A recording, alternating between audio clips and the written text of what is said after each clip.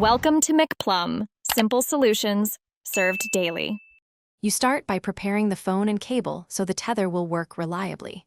Use an original or certified data cable and a powered USB port on your computer. Next, enable developer options by tapping build number 7 times under Settings About.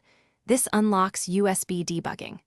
Once done, open developer options and turn on USB debugging. Doing this ensures the computer and phone can exchange network configurations securely and prevents the connection from defaulting to charging. With debugging enabled and the cable connected, accept any trust prompts on the phone. Now navigate Settings, Network and Internet Hotspot and Tethering. Different FunTouch OS versions may label it slightly differently.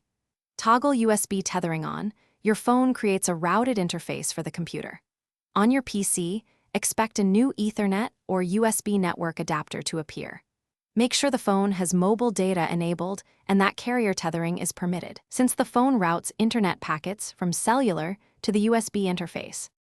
Finally, verify the PC has an IP and internet access by opening a browser or pinging a known site.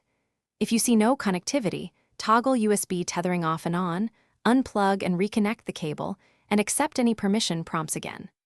On Windows, install or update the vendor USB driver.